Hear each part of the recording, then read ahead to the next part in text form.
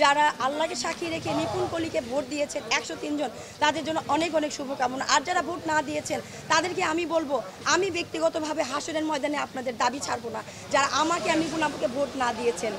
এরপর আমি সবার কাছে কৃতজ্ঞ যারা আমাদের পাশে ছিলেন, সারা জীবন আমাদের পাশে থাকবেন, আমাদের ভালোবাসা দিবেন। ধন্যবাদ। এটা আসলে অবশ্যই রিভেঞ্জ, কিন্তু রিভেঞ্জ বলে একটা কথা আছে। আপনি যেই ক্ষেত্রে যেখানে সমাজে হোক, আত্মীয় স্বজনের সাথে হোক, যার সাথে যেমন করবেন আপনি এটাই পাবেন। এটা কিন্তু একটা প্রাকৃতিক শাস্তি, এটা আপনাকে পেতেই হবে। তো একদিন জায়েদ খান প্রার্থী ছিল, আমরা বাইরে ছিলাম, আজকে আমরা ভোটার, আমরা প্রার্থী, জায়েদ খান বাইরে, এটাই রিভেঞ্জ। কিন্তু তার জন্য শুভকামনা।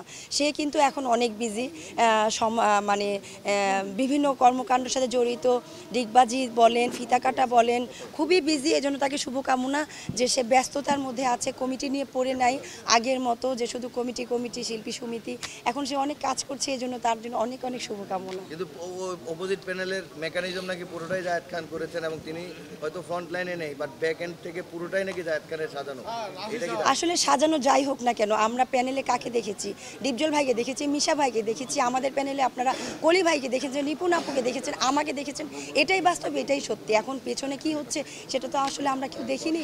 অনেকে অনেক কথা বলবে, সেগুলো আসলে কান না দিয়ে আমরা যারা এবার নির্বাচিত হব, আমি বিশেষভাবে চাবো যে আমরা সবাই একসাথে একটা কমিটি করতে। প্লিজ যারা যারা নির্বাচিত হন, আমি হই না হই এটা কোনো ফ্যাক্ট না যে আমাকে হতেই হবে, হ্যাঁ, কিন্তু যারাই হবে তারা যেন মিলেমিশে একটা কমিটি করে, দ্বিধাদ্বন্দ্ব ভুলে গিয়ে সবাই যেন এক হয়।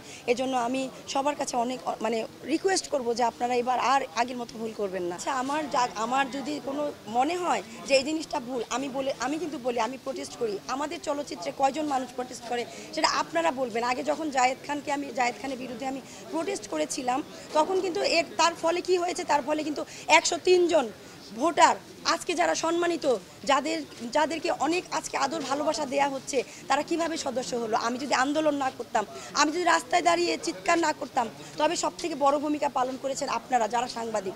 আপনাদেরকে আমি বিশেষভাবে অনেক অনেক ধন্যবাদ দেই, কারণ রাস্তায় দাঁড়িয়ে চিৎকার করলেই কিন্তু সমাধান হয়ে যায় না।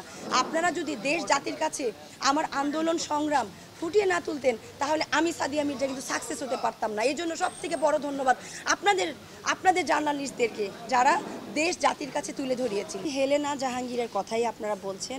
হেলেনা জাহাঙ্গীর আপা, যতটুকু হেলেনা আপা কালকেও বলেছে, তার 7টি ছবি রিলিজ হয়েছে। যতটুকু আমি জানি সে 7টি ছবিতে অভিনয় করেছে। আর আরেকটি কথা বলবো, একটা সভাপতি চাইলে কিন্তু অনেক কিছু করতে পারে, সর্বোচ্চ সিদ্ধান্ত একটা সভাপতি নিতে পারে। তো হেলেনা জাহাঙ্গীর আপা লাস্ট যে ছবিটা আমরা দেখেছি ভাইয়ারে, সেই ছবিতে সে একটা চরিত্রে অভিনয় করেছে এবং প্রডিউস করেছে। তবে শিল্পী সমিতিতে আমাদের অভিনয় করতে গেলে কিন্তু এমন কোনো কথা নেই যে আমি ব্যবসায়ী হলে করতে পারবো না, যেহেতু এখন ছবির সংখ্যা কম।